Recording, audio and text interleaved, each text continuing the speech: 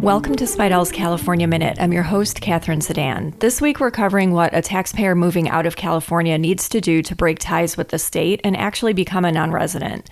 For a deep dive on residency issues like audits, reporting income when changing residency, taxation of remote workers, and more, register for the on-demand version of Spidell's webinar, Non-Residents, How to Become One and What's Taxable at caltax.com under webinars.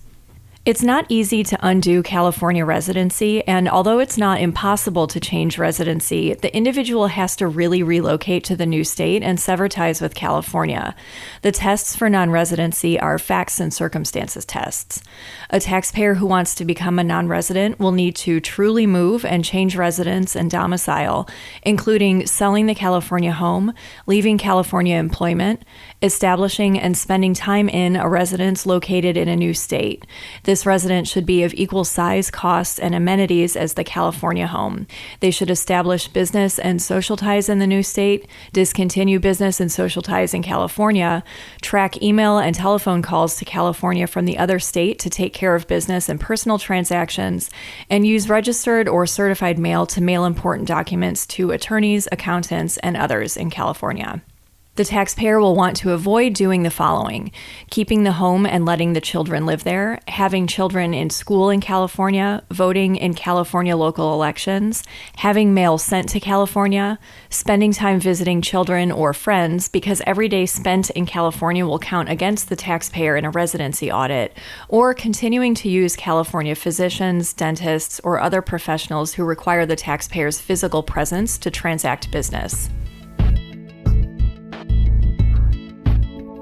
When a taxpayer files a part-year resident return with a large amount of income received after the change of residence, the FTB will often begin the audit process.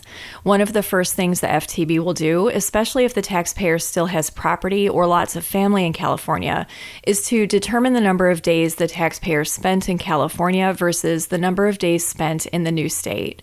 They'll also be combing through data to find bank accounts in California and other states, where 1099 and wage income was reported, if returns were filed in other states, if the taxpayer purchased property in the other state, etc. It's also possible that the auditor will have visited Facebook, LinkedIn, Instagram, and generally searched the web for information about the taxpayer.